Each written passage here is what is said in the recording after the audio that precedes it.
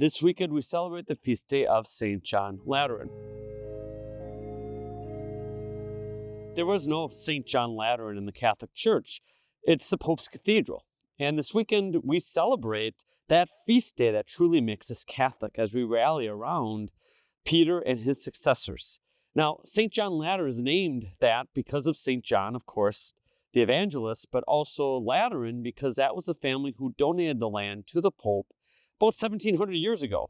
In fact, the first St. John Lateran was built right after Christianity was legalized in Rome with Emperor Constantine. And the Pope has had his cathedral there ever since.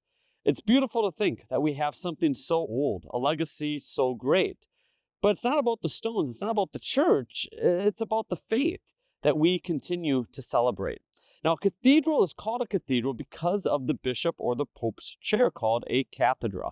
And that's the seat that represents his authority and represents his leadership over the flock as shepherd. The Cathedral of St. John Lateran has a couple of interesting details. I've gotten to visit it twice. The first is there are actually pictures of every pope, 267 of them, from Pope Peter to Pope Leo at St. John Lateran.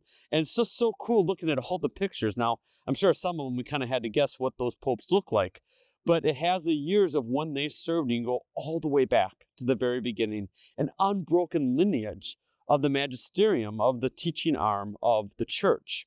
Also at St. John Lateran, you have this massive baldacchino, like a canopy over the high altar. And it's in that baldacchino is actually the relics of the skulls of Peter and Paul. And how beautiful it is to think that at the Pope's Cathedral, you literally have the heads of Peter and Paul.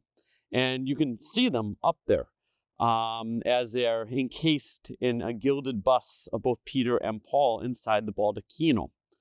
Another beautiful detail is that in the nave, in the big area of the church where people sit and stand, are actually 12 massive statues of the apostles. And each apostle towers over you if you go into this church, and they're all holding the instruments of their martyrdom. In a sense, the apostles are that witness to us of the church, what faith looks like. And as they hold the instruments of their martyrdom, they show us how we are called to be triumphant in our lives in the faith as well. Now, many popes are buried at St. John Lateran. The last pope to be buried there was actually Pope Leo XIII, who died in 1902.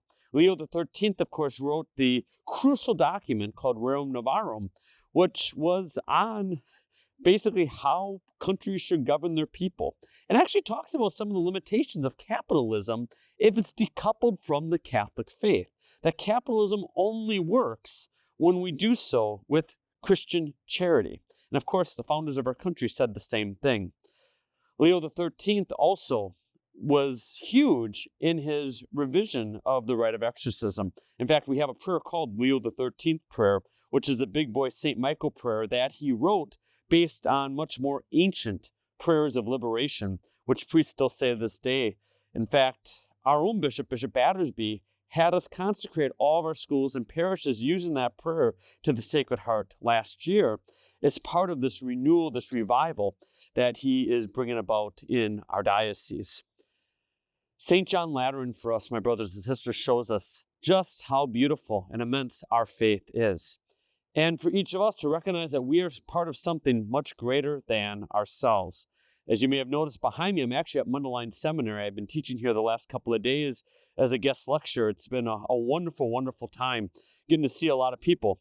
And this is taking me back to my roots, as this is where I trained to be a priest, walking these sidewalks, enjoying this beautiful, beautiful grounds for years. And coming back as a priest now, having been ordained for 15 years.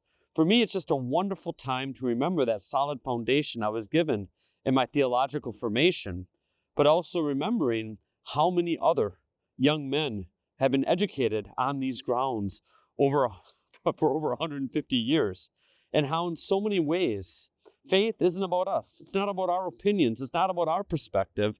It's about a wisdom much older than ourselves. And that's really what we celebrate this weekend. We don't celebrate an old church. We don't celebrate just the mere papacy. We celebrate being Catholic. And that the reason why we are Catholic should have a lot to do with not just the beliefs, but how the beliefs have been transmitted to us in the Catholic Church and how we truly stand on solid ground. We stand on the bones of the apostles. We stand on their tradition, and we stand on the subsequent generations who have kept this faith faithfully preserved for us, that we may hand it down to the next generation.